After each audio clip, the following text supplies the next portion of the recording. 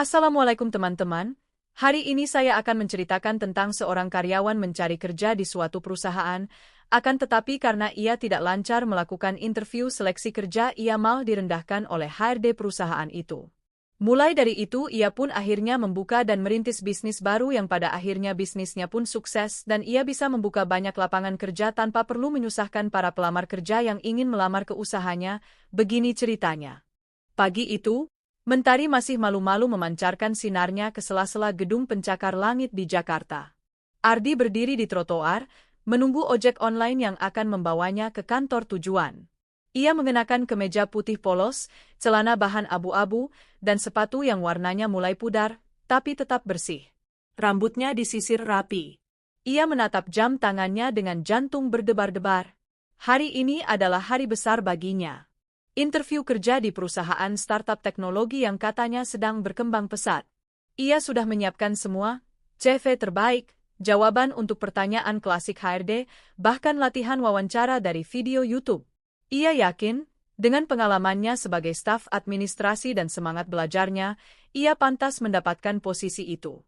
Lift berbunyi pelan saat tiba di lantai 15. Resepsionis perusahaan menyambutnya dengan senyum tipis. Ardi duduk di ruang tunggu, jari-jarinya meremas map coklat yang berisi dokumen penting. Detik demi detik berlalu, hingga akhirnya pintu terbuka. Ardi, ya? Silakan masuk. Suara perempuan itu terdengar dingin dan singkat. Ardi bangkit, menunduk sopan, lalu masuk ke ruangan yang wangi oleh aroma parfum mahal. Wawancara pun dimulai. Awalnya biasa saja, tapi beberapa menit kemudian, ekspresi wajah si pewawancara, seorang HRD dengan gaya bicara cepat dan mata tajam, berubah. Ia mulai melontarkan komentar yang menusuk. Kamu lulusan kampus itu? Ya, bukan kampus yang populer sih. Penampilan kamu biasa banget ya. Ini perusahaan teknologi loh, kita butuh orang yang tampil profesional. Kamu ngomongnya agak kaku ya? Kamu yakin bisa kerja di sini? Ardi terdiam sejenak. Ia mencoba menjelaskan, menjawab dengan sopan, menahan perasaan. Tapi kalimat demi kalimat itu seperti peluru. Bukan wawancara kerja. Ini seperti penghakiman. Puncaknya, sang HRD berkata dengan nada meremehkan. Maaf ya, tapi terus terang aja, kamu bukan tipe kandidat yang pantas kerja di perusahaan sebesar ini. Kalimat itu membekas dalam. Ardi hanya mengangguk pelan, mengucap terima kasih, dan keluar dari ruangan dengan langkah berat. Di luar, Jakarta tetap hiruk-pikuk seperti biasa. Tapi dunia Ardi terasa sunyi. Ia duduk di halte, memandangi kendaraan lalu lalang, mencoba mencerna apa yang baru saja terjadi. Bukan karena ia gagal, tapi karena ia merasa diinjak-injak harga dirinya. Namun ia tidak tahu bahwa hari itu, hari yang terasa seperti akhir, sebenarnya adalah awal dari sebuah kisah besar yang tak pernah ia bayangkan. Langit mulai menggelap meski masih siang. Awan mendung menggantung, seolah turut merasakan getir yang menggelayuti hati Ardi. Di halte busway itu, ia duduk tanpa arah, memeluk map coklat yang tak lagi berarti. Matanya memandang kosong. Lalu lintas Jakarta tetap ramai, tapi pikirannya terasa hampa. Ia membuka ponsel. Beberapa notifikasi masuk. Grup alumni kampusnya ramai dengan kabar pekerjaan. Beberapa teman bahkan sudah menjadi manajer di perusahaan besar. Ia menatap layar itu lama. Dada sesak. Satu kalimat sang HRD terus bergema di kepalanya. Kamu bukan tipe kandidat yang pantas kerja di perusahaan sebesar ini. Ardi menunduk. Tapi dari balik luka itu, muncul percikan kecil yang sulit dijelaskan. Ia bukan orang yang mudah menyerah. Ia tahu bahwa ia punya kemampuan. Ia hanya tidak diberi kesempatan. Hari-hari berikutnya ia jalani dengan perasaan campur aduk. Ia mencoba melamar ke beberapa tempat lain, namun jawaban yang ia terima hampir sama.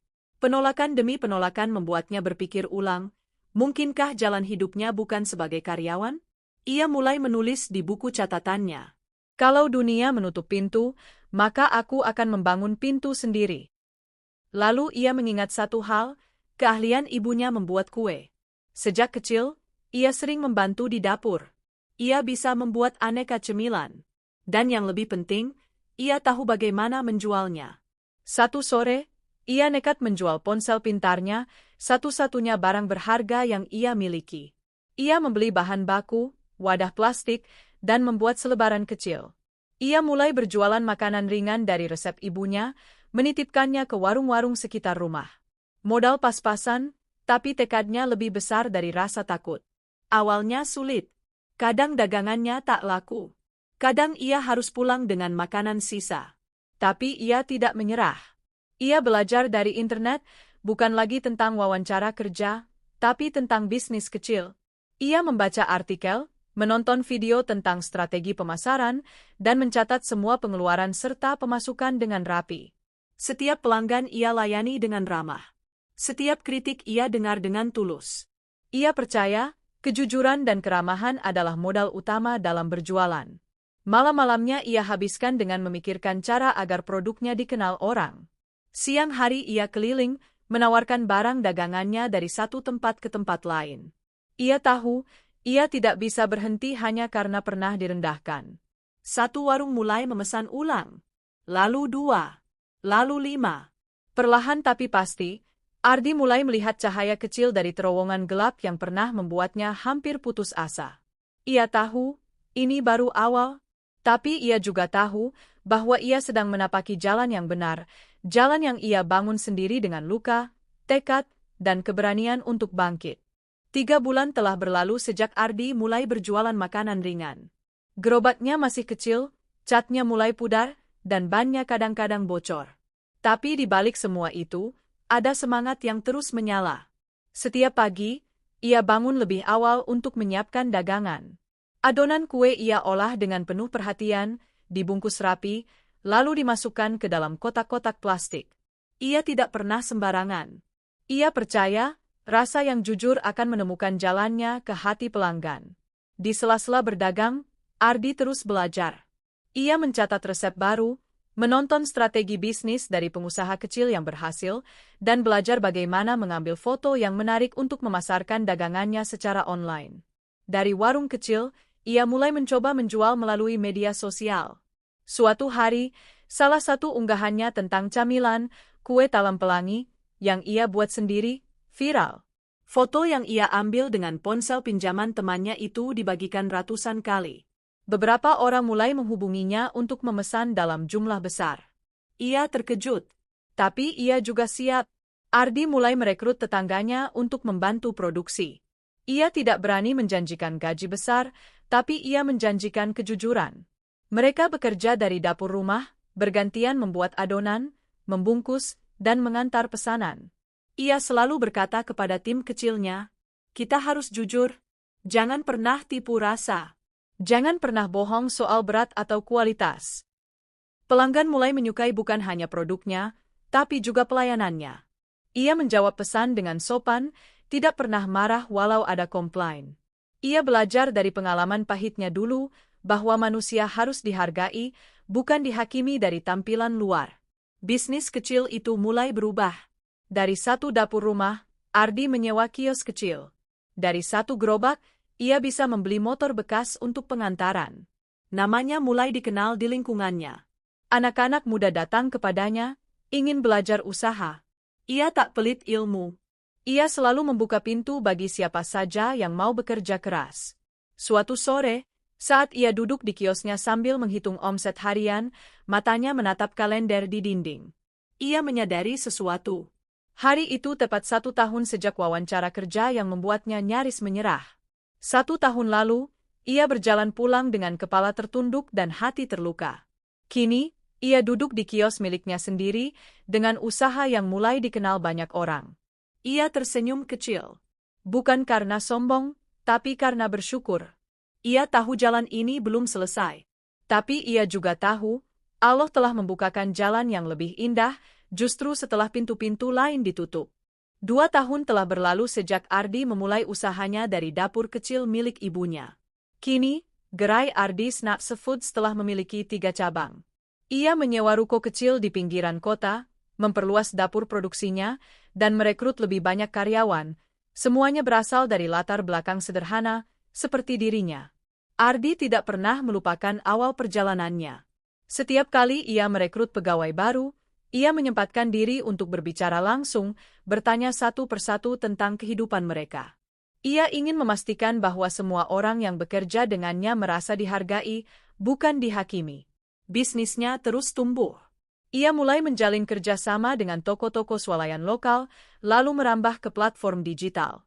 Penjualannya meningkat pesat setelah ia berhasil mengikuti pelatihan gratis dari dinas koperasi setempat.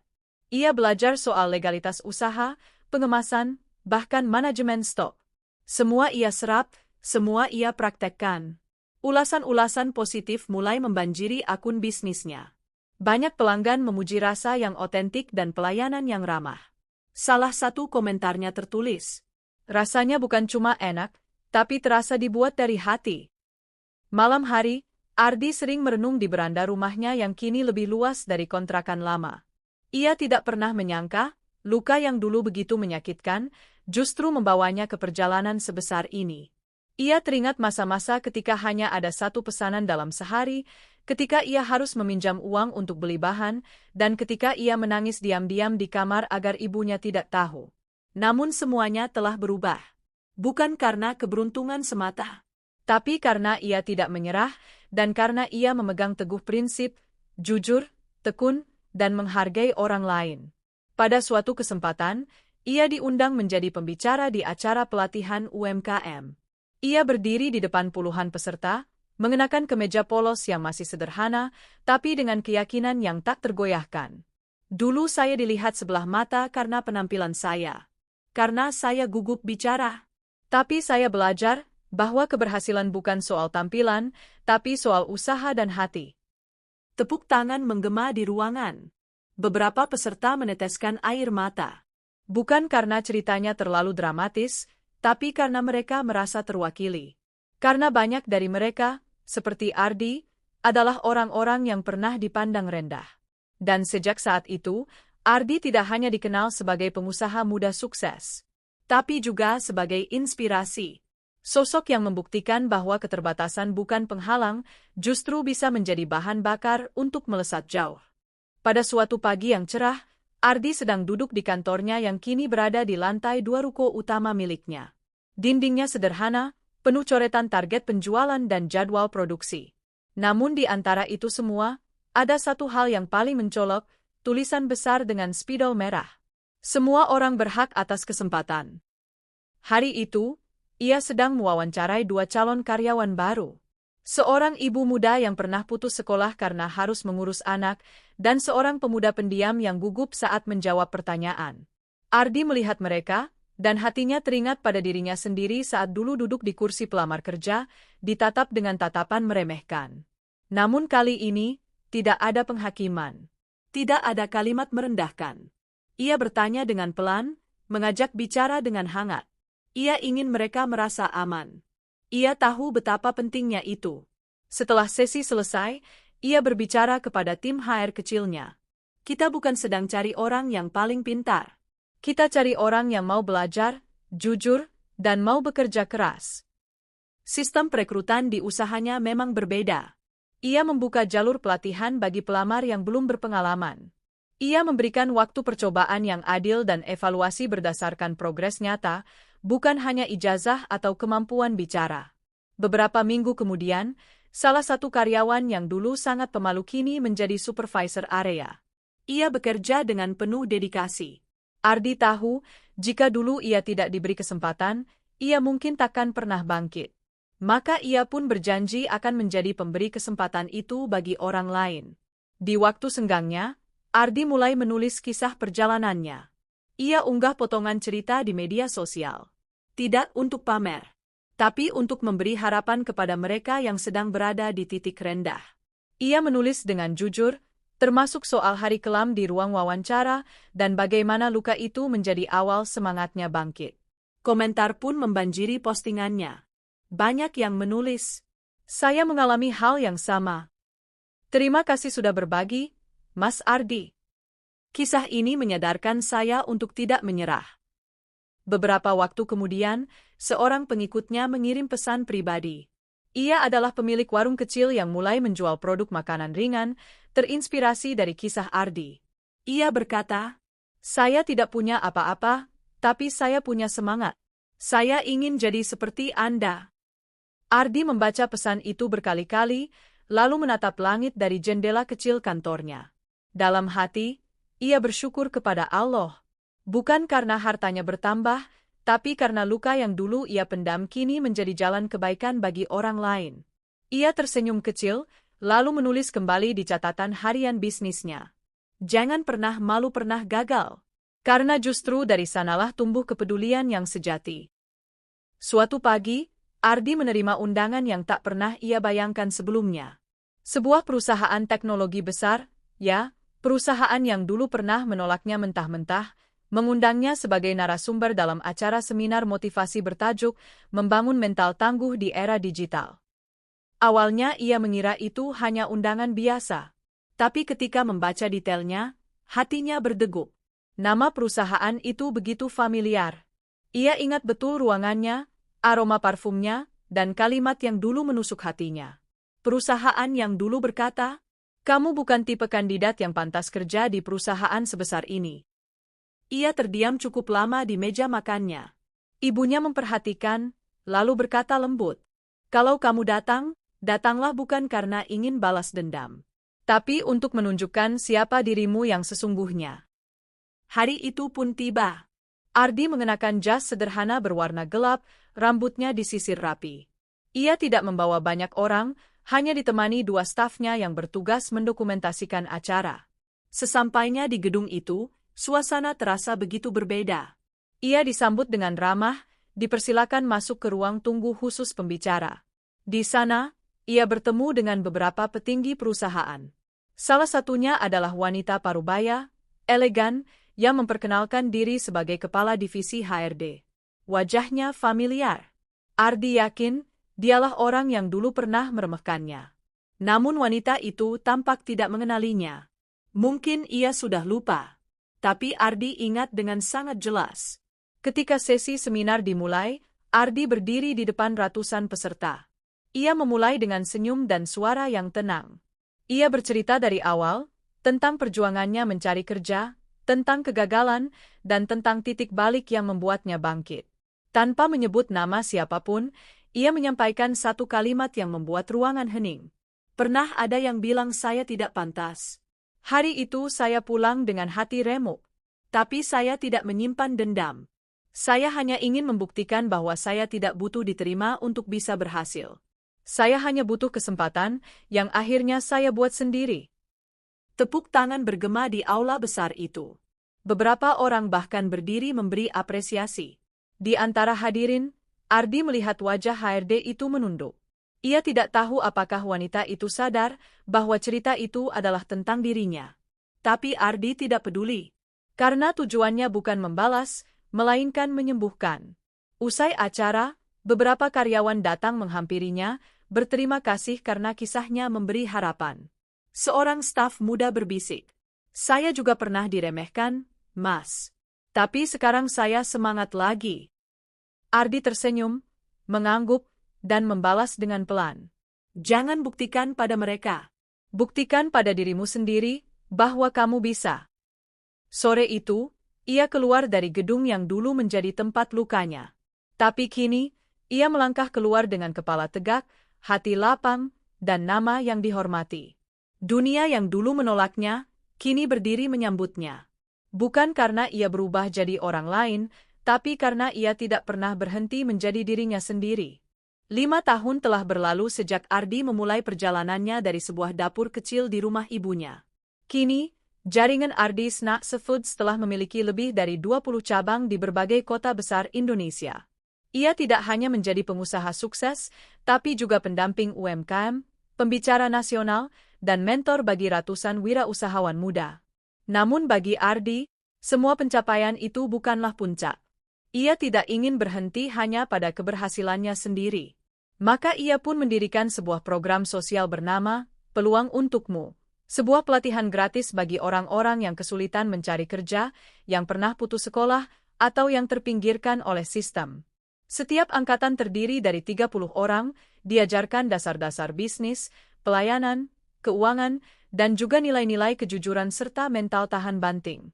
Program ini telah meluluskan ratusan peserta, sebagian kini memiliki usaha sendiri, sebagian lagi bergabung dalam jaringan bisnis Ardi. Di setiap pembukaan pelatihan, Ardi selalu hadir langsung. Ia berbicara dari hati ke hati, bukan dengan bahasa tinggi, tapi dengan tutur sederhana yang mengena.